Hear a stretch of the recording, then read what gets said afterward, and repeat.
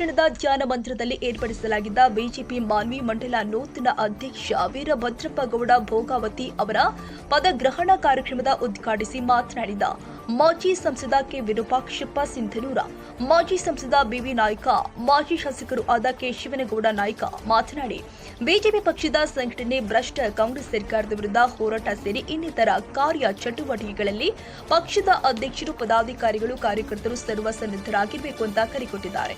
ಹಾಗೂ ಪದಗ್ರಹಣ ಕಾರ್ಯಕ್ರಮದ ಅಧ್ಯಕ್ಷತೆ ವಹಿಸಿ ಮಾತನಾಡಿದ ರಾಯಚೂರು ನಗರ ಕ್ಷೇತ್ರದ ಶಾಸಕ ಡಾಕ್ಟರ್ ಎಸ್ ಶಿವರಾಜ್ ಮಾತನಾಡಿ, ಕಳೆದ 30 ವರ್ಷಗಳಿಂದ ಮಾನ್ವಿ ವಿಧಾನಸಭಾ ಕ್ಷೇತ್ರದಲ್ಲಿ ಭಾರತೀಯ ಜನತಾ ಪಕ್ಷದ ಅಭ್ಯರ್ಥಿಗಳು ಗೆಲುವು ಕಾಣದೆ ಕಾರ್ಯಕರ್ತರೇ ಭ್ರಮ ನಿರಾಸೆಗೊಂಡಿದ್ದು, ಪಕ್ಷದ ಕಾರ್ಯಕರ್ತರ ಮುಖದಲ್ಲಿ ಮಂದಹಾಸ ಮೂಡಿಸಲು ಪಕ್ಷದ ಹಿರಿಯ ಮುಖಂಡರು ತಮ್ಮಲ್ಲಿನ ಭಿನ್ನಾಭಿಪ್ರಾಯಗಳನ್ನು ಮರೆತು ಒಗ್ಗಟ್ಟನ್ನ ಕಾಯ್ದುಕೊಂಡ್ರೆ ಬಿಜೆಪಿ ಗೆಲುವು ಸಾಧಿಸುವುದರಲ್ಲಿ ಸಂದೇಹವಿಲ್ಲ ಎಂದಿದ್ದಾರೆ.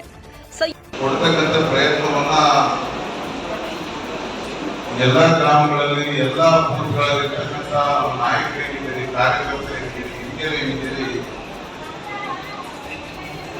ಎಲ್ಲರೂ ಕೂಡ ಶ್ರಮ ಪಡಬೇಕಾಗುತ್ತದೆ.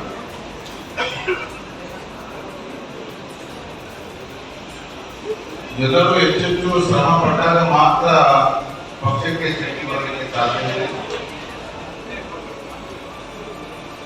ನಿಮ್ಮ ಗ್ರಾಮಗಳಲ್ಲಿ ಪಕ್ಷವನ್ನ ಯಾವ ರೀತಿಯಾಗಿ ಆಂತರಿಕವಾಗಿ ಗಟ್ಟಿಗೊಳಿಸಲಿಕ್ಕೆ ಸಾಧ್ಯ ಇದೆಯೋ ಆ ರೀತಿಯಾಗಿ ಕಾರ್ಯಕರ್ತರು ಕೆಲಸ ಮಾಡಲಿಕ್ಕೆ ಸ್ಟಾರ್ಟ್ ಮಾಡ್ರಿ. ನಿಮ್ಗೆಲ್ಲ ಗೊತ್ತಿದೆ.